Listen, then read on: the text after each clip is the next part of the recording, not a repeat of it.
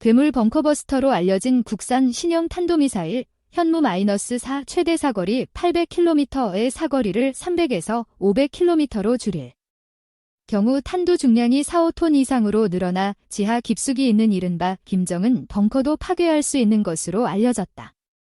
미, 러중 등 강대국은 물론 북한의 단거리 탄도미사일도 탄두 중량은 500kg 1톤 수준이어서 5톤 이상 수준은 세계적으로 유례가 없는 것이다.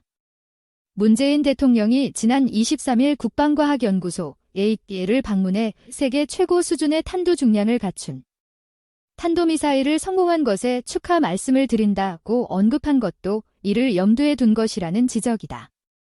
26일 정부 및 군 소식통들에 따르면 국방과학연구소는 몇 차례의 시험에 실패한 끝에 현무-4 미사일 시험에 사실상 성공했다. 현무-4 존재가 외부에 처음으로 알려진 것은 지난 3월이다. 국방과학연구소는 지난 3월 24일 충남 태안 안흥시험장에서 현무-4 두 발을 시험 발사했지만 한 발은 실패했다. 그 전에도 비행거리를 줄여 시험 발사했지만 실패한 적도 있는 것으로 알려졌다. 상식계는 가분수 미사일 시행착오 끝 개발 성공. 이는 현무-4가 무기 상식을 깨는 가분수 미사일이기 때문이다. 대륙간 탄도미사일 ICBM의 경우 사거리가 길고 엔진 추력도 강하기 때문에 탄두 중량이 5에서 10톤에 달하는 경우도 있다. 하지만 단거리 미사일은 엔진 추력 등을 감안해 500kg 1톤가량의 탄두를 탑재한다. 2톤 이상의 탄두를 달 경우 머리가 너무 무거운 가분수 미사일이 돼 안정적으로 비행하기가 어렵다. 정확도도 그만큼 떨어진다. 그럼에도 국방과학연구소가 탄두 중량 2톤 이상의 괴물 미사일을 개발하게 된 것은 핵이 아닌 재래식 무기, 탄두어로 지하 100m 이상 깊이에 있는 것으로 알려진 이른바 김정은 벙커를 비롯한 북한 주요 지휘소 등 북한 지하 전략 목표물들을 파괴하기 위해서다. 우리 공군은 이미 미국에서 도입한 GBU-28 벙커버스터 정밀유도 폭탄을 보유하고 있다. 걸프전 등에서 활약한 무기로 철근 콘크리트는 6m, 일반 토양 흙은 30m 이상 관통에 들어가 폭발한다. 미국은 재래식 무기 중 가장 강한 관통 능력을 가진 것으로 알려진 GBU-57MP 벙커버스터를 개발해 운용하고 있다. 중량 14톤의 탄두 중량도 2.4톤에 달해 철근 콘크리트는 강도에 따라 8에서 60m를 관통할 수 있다. 유사시 미군은 B-2 스텔스 폭격기에 GBU-57 두 발을 탑재해 북한 주요 지하시설을 폭격할 수 있다. 하지만 이들 무기도 지하 100m 이상 깊이에 있는 북한의 일부 전략 지하시설은 파괴하기 힘들다고 한다. 개발 완료 단계에 있는 B-61-12 신형 전술핵 폭탄은 북한의 어떤 지하시설도 파괴할 수 있지만 핵무기여서 실제 사용하기가 쉽지 않다.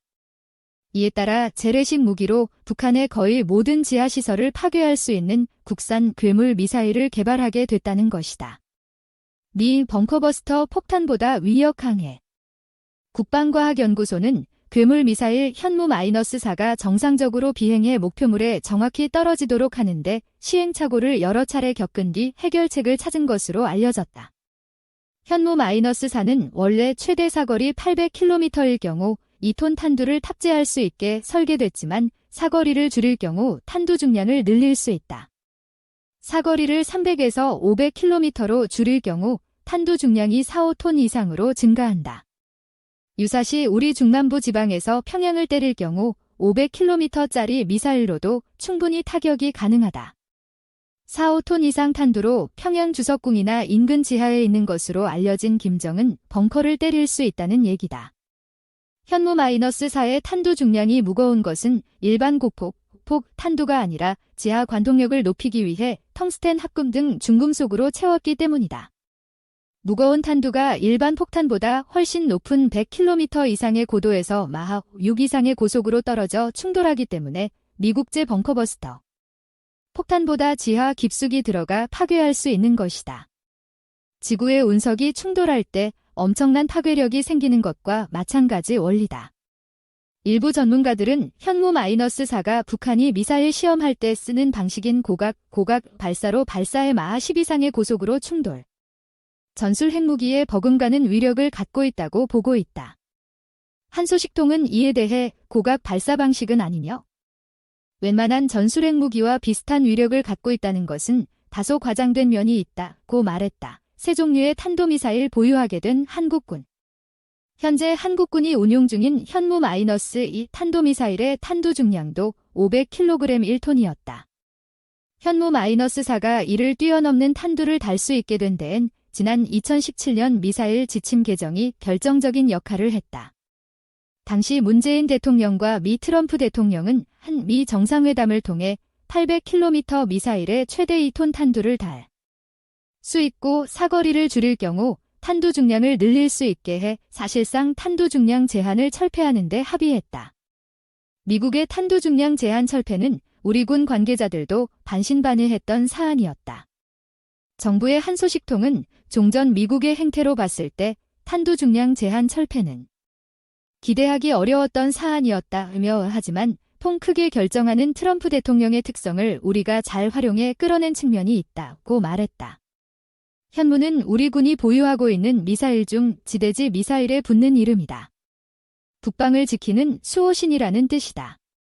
현무 계열 미사일은 현무-2A 사거리 300km, 현무-2B 500km, 현무-2C 800km 탄도미사일과 현무-3 1000km 순항미사일 등이 있다. 현무-3 순항미사일은 사거리를 1500km로 늘릴 수도 있어. 북한은 물론 유사시 중국이나 일본의 목표물도 정밀 타격할 수 있다. 유사시 북한 주요 목표물에 대해선 현무-3보다는 현무-2 탄도미사일이 주로 활용된다. 현무-2가 현무-3보다 훨씬 빠르고 탄도 위력이 크기 때문이다. 현무-4는 김정은 도발 억제할 대량응 징보복의 핵심 무기 현무-4는 최종 검증 단계 등을 거쳐 이르면 내년쯤부터 실전 배치될 전망이다.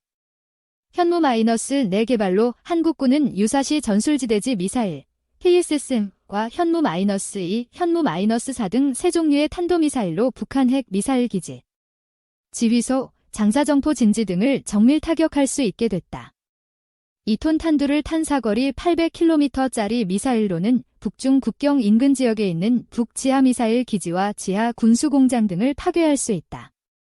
KSSM은 사거리가 150에서 200km로 짧은 편이지만 정확도가 1~2m에 불과할 정도로 높다. 주로 DZ, 비무장지대, 인근의 북장사정포 갱도진지 파괴용으로 쓰인다.